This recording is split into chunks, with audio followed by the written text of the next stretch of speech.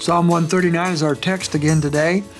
We're looking at a psalm that deals with the many of the great attributes of God, especially what we call the omnis, the all presence, the all knowledge, the all power of God, omnipresence, omnipotence, and omniscience. And we've already looked at omniscience in verses 1 to 6. We've looked at omnipresence in verses 7 to 12. And now in verse 13, he begins to talk about the omnipotence of God, the almighty power of our almighty God. In verse 13 and 14 are two of the best known verses in this psalm, and perhaps in all the psalmistry. It says, "For you have formed my inner parts, and you wove me in my mother's womb. I will give thanks to you, for I am fearfully and wonderfully made. Wonderful are your works, and my soul knows it very well." As he progresses through this psalm, and the rest of this section we're looking at today, he has four thoughts about God. First of all, the fact that we are God's idea. We know from other scriptures, all the way back to Genesis 1, that we're made in the image and the likeness of God. We are the supreme creation, I believe, of all that God has ever created, including the angels. Even the angels are never said to be made in the image of God. And so whatever that means, there's been a lot of debate about all of that. We know we are special creations of God. And then he says here, you form my inner parts. I mean, this is before we were ever known. This is when we were in the womb, he says in verse 13. We're human beings in the womb, even before the birth process takes place.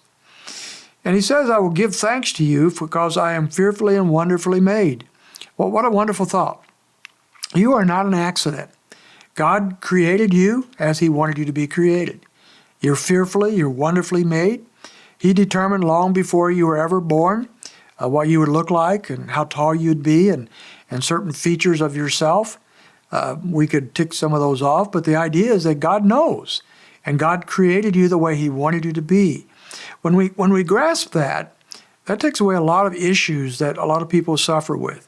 People sometimes get angry at God, for example, because they're not something they think they ought to be or want to be. Why didn't God make me like that person? Or why didn't he give me this or that? And yet God has created you for a particular purpose according to his omniscience, according to his power. And so David is praising God at this point, that he is made according to God's design. And so the first thought is that we are God's idea. We're no accident. Secondly, we're made according to God's design, and we're wonderfully made by God, verse 14. And then we're made for this purpose in verse 15. My frame was not hidden from you when I was made in secret and skillfully wrought in the depths of the earth. Your eyes have seen my unformed substance, and in your book were all written the days that were ordained for me, when as yet there was not one of them. So he's made us for a purpose long before we even understood that we were made for a purpose. He's ordained our days.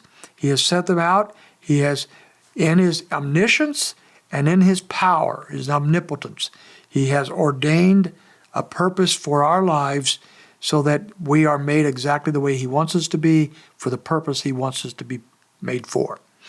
And then he summarizes it in verse 17 by saying that God is a wonderful God who created us this way.